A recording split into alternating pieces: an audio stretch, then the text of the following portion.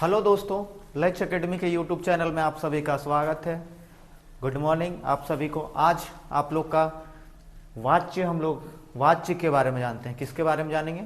वाच्य के बारे में। ठीक है, देख लेते हैं हम लोग कि वाच्य क्या होता है। सबसे पहले हम लोग जानते हैं कि वाच्य क्या होता है। तो वाच्य क्या होता है, ये हमारा है हिंदी व्याकरण का। किसका है ये? हमारा हिंदी व्याकरण का। हिंदी व्याकरण का है, जिसमें हम लोग को जानना है वाच्य। ठीक है, जो क्लास 10th वाले लोग के लिए बहुत इंपॉर्टेंट और क्लास 12th वाले लोगों के लिए जो रखे हैं हिंदी कोर। वाच्य क्या होता है? वाच्य वह रूप है। किसका? वह रूप है। वाच्य वह रूप है जिससे वाक्य में कर्ता, क्या? कर्ता। वाक्य में क्या होगा? कर्ता। जिससे वाक्य में कर्ता, कर्ता क्या होता है? जो कार्य करता है, यानी जो काम करता है। कर्ता किसको बोला जाता है? जो काम करता है। कहने का मतलब है कि हम लोग, कोई इंसान है, ठीक है, तो वो काम कर रहा है, तो जो काम करने वाला है उसको कहा जाता है कर्ता। मान के चलिए आप कुछ काम कर रहे हैं, ठीक है, तो वहां पे कर्ता कौन होगा? आप होंगे कर्ता। और क्या बोल रहा है? कर्म। ठीक है, जिस पर कार्य होता है। कर्म क्या होता है कि मान के चलिए हम कुछ काम कर रहे हैं, पढ़ रहे हैं। ठीक है, आप लोग क्या काम कर रहे हैं? पढ़ रहे हैं। तो पढ़ना आप लोग के लिए क्या हो गया? कर्म हो गया। कर्म हो गया। साथ ही साथ क्या होता है कि कर्म आपका होता है जिस पर कार्य होता है। के स्थान पर या महत्व में अंतर दिखाई देता है। क्या होता है कि स्थान पर महत्व या स्थान या महत्व। महत्व क्या होता है कि किसी भी इंसान का, मान के चलिए कोई काम करता है, ठीक है, क्या करता है? कोई काम करता है, तो वो क्या होता है? कोई इंसान होता है कि कोई महत्वपूर्ण कार्य करता है। कुछ लोग क्या करता है? फिजूल का वक्त बर्बाद करते हैं। तो इसमें क्या है कि आपका स्थान पर महत्व में अंतर दिखाई देता है। अंतर का मतलब है कि मान के चलिए 4 और 5, ठीक है, तो 4 और 5 में क्या अंतर होगा कि 4 और 5 में 1 का अंतर होगा। तो उसी तरीके से यहां कहता है कि स्थान या महत्व में अंतर दिखाई देता है। क्या दिखाई देता है? अंतर दिखाई देता है। वाच्य से पता चलता है कि वाक्य मुख्यतः किसकी कर्ता, कर्म या क्रिया है। ठीक है, क्या हो रहा है कि मान के चलिए कि कोई इंसान है, ठीक है, मान के चलिए कोई इंसान है, वो क्या हो गया? कर्ता हो गया। वो जो काम करता है वो क्या हो गया? कर्म हो गया। और वो जो काम में कर्म हो गया, साथ ही साथ उसमें कुछ क्रिया भी करता होगा। ठीक है, जैसे वह खेलता है, ठीक है, तो वह क्या हो गया? जैसे मान के चलिए वह खेलता है, ठीक है, तो वह क्या हो गया? हमारा कर्ता हो गया। और ये क्या हो गया? कर्म कह सकते हैं या तो फिर क्रिया कह सकते हैं। क्या कह सकते हैं? कर्म या क्रिया। तो क्या करता है वह खेलता है। तो इस पे आपको क्या पता चल रहा है कि जो कार्य करता है, तो कौन कार्य कर रहा है? वह कर रहा है। ठीक है, साथ ही साथ कर्म क्या हो रहा है? या क्रिया, जो खेलता है, वह खेलता है। तो ये क्या हो गया आपका? कर्ता और कर्म और क्रिया हो गया। ठीक है, चलिए हम लोग आगे बढ़ते हैं। क्या होता है कि हिंदी में मुख्यतः, यानी हिंदी व्याकरण में मुख्यतः वाच्य 3 प्रकार का होता है। कितने प्रकार का होता है? मुख्यतः 3 प्रकार का होता है। पहला होता है कृतवाच्य, दूसरा होता है कर्मवाच्य और तीसरा होता है भाववाच्य। तो आप लोग का याद रखिएगा कि हिंदी में मुख्यतः 3 प्रकार का वाच्य होता है। कितना होता है? मुख्यतः 3 प्रकार का वाच्य होता है। पहला होता है कृतवाच्य, दूसरा होता है कर्मवाच्य और तीसरा होता है भाववाच्य। ठीक है, याद रखिएगा आप लोग। आगे बढ़ते हैं कि कृतवाच्य क्या होता है, यानी देखते हैं हम लोग क्या होता है। क्रिया के, मतलब क्रिया के उस रूपांतर को कृतवाच्य कहते हैं। किसको कहते हैं? उस रूपांतर रूप कहते हैं जिसमें वाक्य में कर्ता की प्रधानता का बोध हो। क्या होता है? जो इंसान काम कर रहा है, जैसे अभी बताए थे आप लोग का, रमेश केला खाता है, तो रमेश क्या हो गया? कर्ता हो गया। ठीक है, आप लोग को शुरू में ही बताएं क्या हो गया? वाक्य में कौन है? कर्ता रमेश। और इसमें क्या होगा कि आपका कर्ता का प्रधानता होगा, यानी प्रधानता क्या होगा कि उसको ज्यादा वैल्यू दिया जाएगा, वो मायने रखेगा। जो कर्ता है वो मायने रखेगा। साथ ही साथ क्या कहता है? सरल शब्दों में, यानी बहुत आसान शब्दों में क्या कहता है कि क्रिया के जिस रूप में क्रिया के जिस रूप में कर्ता प्रधान हो, क्या हो, क्रिया के जिस रूप में क्या प्रधान हो, कर्ता प्रधान हो, ठीक है, क्या प्रधान हो, कर्ता प्रधान हो, और सकर्मक और अकर्मक दोनों क्रियाएं हो। साथ ही साथ क्या होगा कि कृतवाच्य में कि आपका सबसे पहले कर्ता जो होगा वो होगा प्रधान, साथ ही साथ क्या होगा, क्रिया के जिस रूप में कर्ता भी हो प्रधान, और सकर्मक क्रिया और अकर्मक क्रिया दोनों क्रियाएं हो, उसे कृतवाच्य कहते हैं। तो आप लोग याद रखिएगा, सकर्मक क्रिया हो या अकर्मक क्रिया हो, दोनों रहे तो उसको कहा जाता है कृतवाच्य। ठीक है, क्या कहा जाता है, कृतवाच्य। जैसे उदाहरण में देखिए, रमेश केला खाता है, तो क्या हो गया, रमेश कर्ता हो गया, क्या हो गया, रमेश हमारा कर्ता हो गया, रमेश हमारा क्या हो गया, कर्ता हो गया, खाना हमारा क्या हो गया, क्रिया हो गया। ठीक है, तो क्या हो गया कि इसमें क्या प्रधान रहेगा, कर्ता प्रधान रहेगा।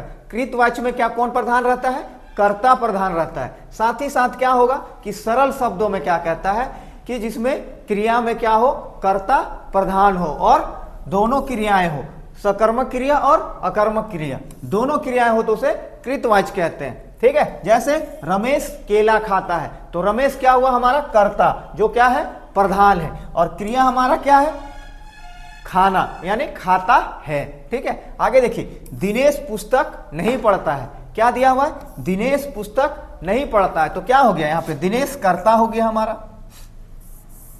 दिनेश क्या हो गया हमारा, कर्ता हो गया, पढ़ना क्या हो गया हमारा, क्रिया हो गया। ठीक है, आगे जैसे देखिए, मैं हिंदी पढ़ाता हूं, मैं हिंदी पढ़ाता हूं, तो क्या हो गया इसमें, मैं क्या हो गया, कर्ता हो गया, ठीक है, और पढ़ाना क्या हो गया हमारा, क्रिया हो गया। ठीक है, मैं क्या हो गया, कर्ता हो गया, और पढ़ाना क्या हो गया, क्रिया हो गया। तो क्या होता है, कृतवाच्य में कर्ता जो होता है वो प्रधान होता है। आगे बढ़ते हैं हम लोग, दूसरा कर्मवाच्य। ठीक है, अच्छा यहां पे थोड़ा सा और है, देखिए उक्त वाक्यों में क्या है, कर्ता प्रधान है और उन्हीं के लिए खाता है तथा पढ़ता है। आगे देखिए, क्रियाओं का विधान हुआ है, क्या हुआ, क्रियाओं का विधान हुआ है, इसलिए यहां कृतवाच्य है, और कृतवाच्य में कर्ता विभक्ति रहित होता है, क्या रहता है, विभक्ति रहित रहता है। साथ ही साथ यदि विभक्ति हो तो केवल ने विभक्ति का भी प्रयोग होता है, क्या होता है, ने विभक्ति में। आप लोग याद रखिएगा कि कृतवाच्य में क्या होता है कि कर्ता सबसे पहले प्रधान होता है, साथ ही साथ क्या होता है हमारा कि अगर ये क्या रहता है, विभक्ति से फ्री रहता है। ठीक है, तो इसमें सिर्फ ने विभक्ति का यूज किया जा सकता है। किसका यूज किया जा सकता है, ने विभक्ति का। जैसे में देखिए, रमेश ने केला खाया, तो ये क्या हो गया, रमेश हमारा कर्ता हो गया, ने हमारा क्या हो गया, विभक्ति हो गया, और खाना हमारा क्या हो गया, क्रिया हो गया। तो क्या था कि कृतवाच्य में हमारा था कि कर्ता जो होगा वो प्रधान होगा। आगे देखिए, कर्मवाच्य। कर्मवाच्य क्या होता है कि क्रिया के उस रूपांतर रूप को कर्मवाच्य कहते हैं जिससे क्या होता है, वाक्य में कर्म की प्रधानता होती है। कृतवाच्य में किसका प्रधानता था, कर्ता का, इसमें किसका प्रधानता होगा, कर्म की प्रधानता का बोध होगा। किसका प्रधानता का, कर्म का।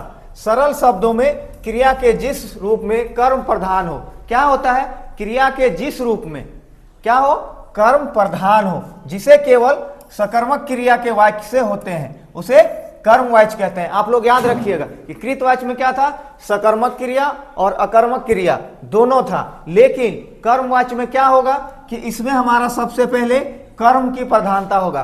किसका होगा, कर्म की प्रधानता होगा। और सरल शब्दों में कह सकते हैं कि क्रिया के जिस रूप में कर्म प्रधान हो, और क्या होगा, इसमें कर्म प्रधान होगा, जिसमें केवल सकर्मक क्रिया के वाक्य होते हैं, उसे कर्मवाच्य कहते हैं। क्या कहते हैं, कर्मवाच्य। उदाहरण में देखिए, कवियों द्वारा क्या हुआ, कवियों द्वारा कविताएं लिखी गई। किसके द्वारा, कवियों के द्वारा, यानी जो कवि लोग का संगठन होता है, यानी बहुत सारे कवि मिलके, तो उनके द्वारा क्या जाता है, कविताएं लिखी जाती है। तो इसमें क्या है, कर्म की प्रधानता है। इसकी प्रधानता है कर्म की। क्या हो गया हमारा यहाँ पे, ये हमारा हो गया कर्ता और ये हमारा क्या हो गया, कर्म। तो कर्म की प्रधानता होती है, ठीक है। क्या था हमारा, या फिर से एक बार समझ लीजिए, कृतवाच्य में क्या होता है कि सकर्मक क्रिया और अकर्मक क्रिया दोनों थी, साथ ही साथ उसमें क्या था, कर्ता की प्रधानता थी। और इसमें क्या होता है, कर्मवाच्य में आपका कर्म की प्रधानता होती है, ठीक है। साथ ही साथ इसमें सिर्फ सकर्मक क्रिया ही होती है। तो याद रखिएगा आप लोग कि जिस वाक्य में कर्म की प्रधानता हो और सरल शब्दों में क्रिया के जिस रूप में प्रधान हो उसे क्या कहते हैं, कर्मवाच्य कहते हैं, ठीक है। आगे बढ़ते हैं हम लोग। भाववाच्य। भाववाच्य क्या होता है, इसमें क्या होता है, आप लोग देख लीजिए, क्रिया के उस रूपांतर रूप को भाववाच्य कहते हैं जिसे वाक्य में क्रिया अथवा भाव की प्रधानता का बोध हो। क्या होता है इसमें, क्रिया और भाव का क्या हो, प्रधानता हो, ठीक है, क्या हो, प्रधानता हो। दूसरे शब्दों में क्रिया के जिस रूप में न कर्ता की प्रधानता हो न कर्म की प्रधानता हो, क्रिया का भाव ही प्रधान हो, वह भाववाच्य के होता है। क्या था हम लोग, कृतवाच्य में क्या था कि हमारा सबसे पहले कर्ता का प्रधानता था, कर्मवाच्य में क्या था, कर्म का प्रधानता था। लेकिन भाववाच्य में ना कर्ता का प्रधानता रहेगा ना कर्म का प्रधानता रहेगा, इसमें किसका रहेगा, क्रिया के भाव का प्रधान रहेगा। कौन रहेगा, क्रिया का भाव ही प्रधान हो, जहां भाववाच्य होता है। जैसे देखिए, मोहन से टहला नहीं जाता, तो क्या है, मोहन कैसे क्या हो रहा है, मोहन से टहला भी नहीं जाता। तो ये क्या है, ना ही इसमें कर्म का हो रहा है ना ही कर्ता का प्रधानता है। तो किसका प्रधानता है, क्रिया का प्रधानता है। जैसे मुझसे उठा नहीं जाता, क्या हो रहा है, मुझसे उठा नहीं जाता। तो यह क्या, कर्ता का यहाँ पे कोई रोल हो रहा है, नहीं। साथ ही साथ प्रधानता है, उठना का भी है, नहीं। तो आगे देखिए, मुझसे सोया नहीं जाता, क्या हो रहा है, मुझसे सोया नहीं जाता। देखिए, उक्त वाक्यों में कर्ता और कर्म का प्रधान न होकर भाव मुख्य है। क्या हो रहा है इसमें, ना कर्ता मुख्य है ना कर्म मुख्य है, सीधा सीधा क्या मुख्य है, भाव मुख्य है। इन क्रियाएं भाववाच्य का उदाहरण है।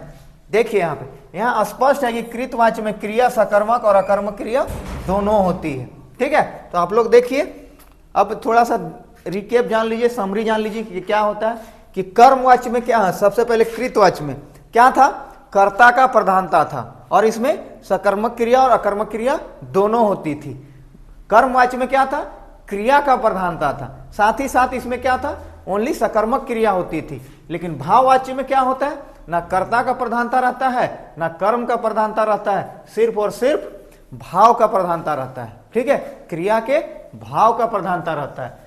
तो आप लोग के लिए मुझे उम्मीद है कि आप लोग को समझ में आया होगा।